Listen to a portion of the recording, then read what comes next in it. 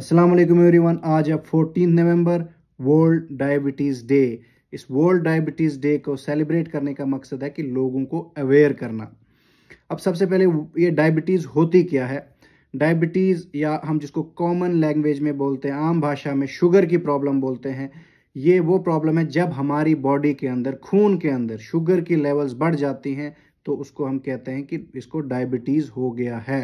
अब एक कॉमन इंसान को कैसे पता लगेगा कि मुझे डायबिटीज़ है कि नहीं है? बिना टेस्ट किए वो अपने कुछ चीज़ें देख सकता है। अगर उसको बार बार प्यास लग रही है और उसको बार बार पेशाब आ रहा है, और अगर उसको लग रहा है कि मुझे थकान बहुत ज़्यादा हो रही है, और अगर उसकी कहीं कट लगा और हील होने में प्रॉब्लम हो रही है, उसको जल्दी हीलिंग नहीं हो रही है, अगर उसको आँखों में नज़र में कमज़ोरी आ रही है, ब्लरिंग हो रही है, तो उसको उसी टाइम डॉक्टर के पास जाना चाहिए और टेस्ट कराना चाहिए कहीं कि उसको डायबिटीज़ तो नहीं है। डायबिटीज़ दो प्रकार की होती है, एक हो गया टाइप 1 डायबिटीज़ और एक हो गया टाइप 2 डायबिटीज़। अब मोटा मोटा सिंपल सा मैं समझाने की कोशिश करूँगा। टाइप 1 क्या होता है कि उसमें हमारे बॉडी के अंदर एक ऑर्गन होता है पेंक्रियाज, उसमें प्रॉब्लम होती है कि वो इंसुलिन सिक्रीट नहीं कर पाता। और टाइप 2 में क्या होता है कि हमारे जो ऑर्गन है पेंक्रियाज है, वो तो इंसुलिन रिलीज कर रहा है, लेकिन जो हमारी बॉडी के सेल्स हैं वो रेजिस्टेंट है, वो उस पर रिस्पॉन्ड नहीं कर पाते हैं। जब भी हम कभी खाना खाते हैं तो हमारी बॉडी में शुगर लेवल बढ़ जाती है। हम चावल खाएं, रोटी खाएं, कोई भी खाना खाएं तो शुगर लेवल बढ़ जाती है। जो ही शुगर लेवल बढ़ जाती है तो हमारी बॉडी के अंदर पेंक्रियास जो है वो इंसुलिन रिलीज करता है। जो इंसुलिन रिलीज करता है वो हमारे सेल्स के अंदर, जो हमारी बॉडी के सेल्स है उनमें, उसमें एब्जॉर्ब करवाता है ग्लूकोज को, और जो ग्लूकोज है हमारे लिए एक एनर्जी प्रोवाइड करता है।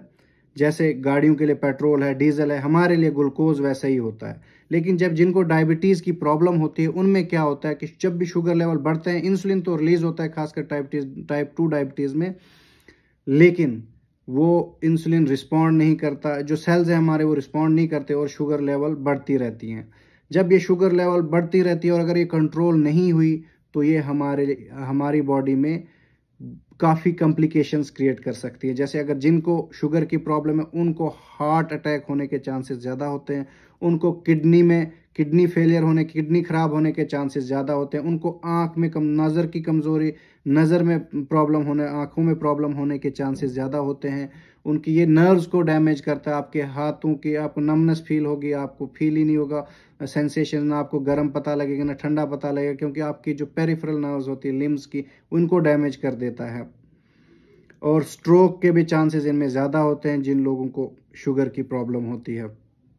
तो इसके सबसे ज़्यादा कॉजेज़ क्या होते हैं? अगर मैं टाइप 2 डायबिटीज़ की बात करूं, जिसमें ज़्यादा जो है हमारे लाइफस्टाइल रिलेटेड बीमारी है ये, जिनको सबसे इम्पोर्टेंट रिस्क फैक्टर है ओबेसिटी, और जिनका जो ऐसा ओबीज है जिनका सिर्फ पेट बाहर निकला है, सिर्फ खाली पेट, बाकी आपको थाइज में, बाजू में या कहीं और फैट नहीं है, सिर्फ सेंट्रिपिटल ओबेसिटी जिसको कहते हैं, उनमें रिस्क ज़्यादा है टाइप 2 डायबिटीज़ का।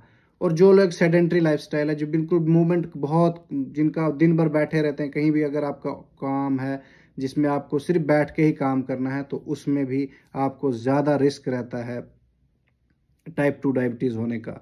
और एक जेनेटिक भी होती है। अगर आपके किसी पेरेंट्स को है या आपके भाई बहन को किसी को शुगर की प्रॉब्लम है तो आपको भी ज़्यादा चांसेस हो सकते हैं शुगर होने के। अब ये मोटे मोटे 3-4 कॉजेज़ हैं। उसके बाद अब अगर कोई चाहेगा कि मुझे शुगर ना हो, उसके लिए क्या करना है? सबसे पहले ओबेसिटी से बचो, अपने मोटापे से बचना है, अपना वेट कंट्रोल करना है, रेगुलर एक्सरसाइज करनी है। जो WHO की रिकमेंडेशंस हैं, 150 मिनट्स एट लीस्ट आपको पर वीक करनी है। विग्रस एक्सरसाइज जो है, मॉडरेट इंटेंसिटी एक्सरसाइज, आपने 150 मिनट्स की करनी है पर वीक। अदरवाइज आपका लाइफस्टाइल है सेडेंट्री हो जाएगा और आपको ज़्यादा चांसेस हो जाएंगे कि आप ओबेसिटी आपको पहले अटैक करेगी, तो उसके बाद आपको टाइप 2 डायबिटीज़ होने के चांसेस भी ज़्यादा हैं। सो इसलिए आप जितना अवेयर रहोगे, जितनी आपको नॉलेज होगी चीज़ों की, उतना ही आप इन चीज़ों से बचे रहोगे। और ये जो डायबिटीज़ है वो बहुत ही गंदी बीमारी है, और इसलिए कहते हैं prevention is better than cure. Thank you.